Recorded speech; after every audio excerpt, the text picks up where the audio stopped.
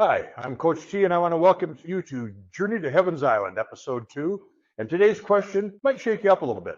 What do you actually value most? Now, before we start soul searching and rewriting the constitution of you, you know the drill.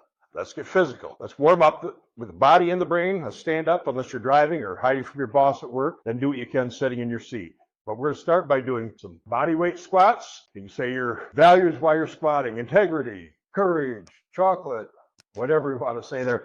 And I'll do a few jumping jacks, and I'm just going to do a few so I can finish this podcast. And now, all right, now we're going to take a deep breath, hold it, exhale slowly, do it again. All right, now we're going to sit or stand tall, shoulders back, chin up, confidence locked in. Always start with a little physical activity, get yourself in peak state, maybe a little more than I did there. So you might want to pause your video and do a little more exercise. But anyhow, today we're deep diving into the foundation of who you really are. Core values versus personal values. So let's break it down real quick. Core values are the qualities you want to live by, like integrity, honesty, courage, creativity, or freedom. These are about who you are or who you aspire to become. Now, your personal values are the people and things you cherish, like your family, your faith, your dog, your car, your dream home, your time freedom, your money, your coffee machine that you talk to in the morning like it's your best friend. But here's the wild part. Most people never actually sit down and define these for themselves. Crazy. And without that, you're just drifting through life, reacting to things instead of choosing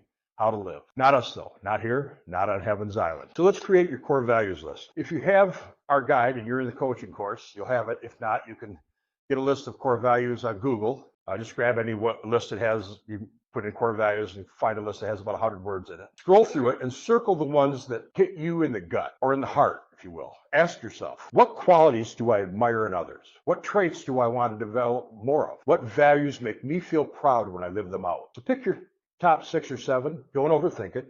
Just go with what feels true.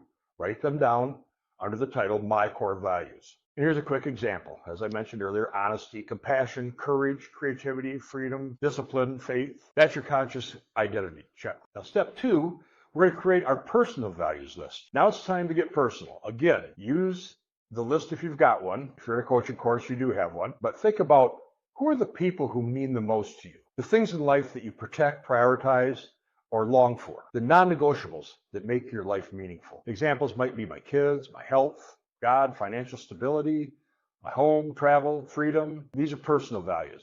Again, pick 6 or 7 that you feel like you like, and write them down as under my personal values list. This is like creating a GPS system for your heart. Without this list, your goals won't stick because they won't be aligned. You won't know the why behind the goals. Speaking of values, if you're finding value in this presentation so far, please smash the like button and subscribe for future episodes. But now get on to step 3.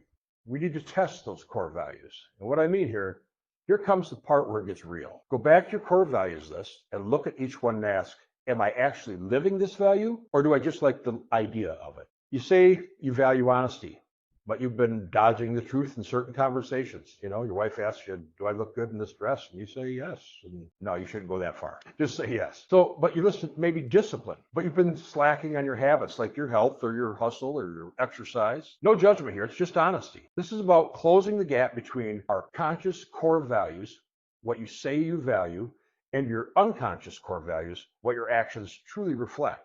When those two lists are out of alignment, life gets rocky. That's where anxiety sets in.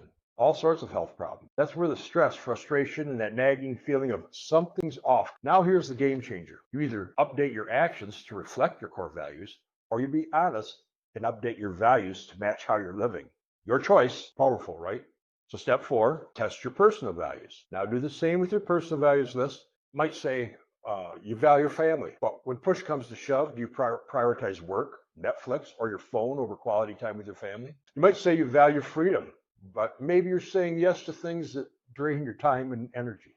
This part can feel uncomfortable, a little bit sad actually, but it's also incredibly liberating because now you see clearly what's true and what needs to change. That clarity, that's your power. So step 5, prioritize your values.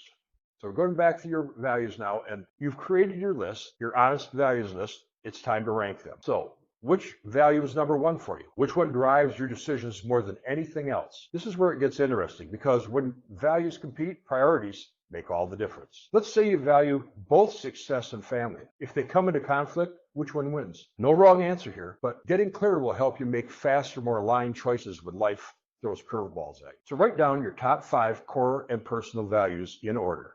Don't worry if some feel equally important. Just do your best. You'll be amazed at how much easier your goal setting becomes after this step. So here's a little bonus exercise.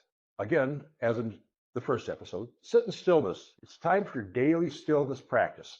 Sit aside 15 minutes, no phone, no agenda, just breathe and be still. But here's the challenge this week. When a thought comes up, don't hold on to it. Don't start a mental conversation. Just let it go. Picture that thought floating away on a leaf, drifting down the stream.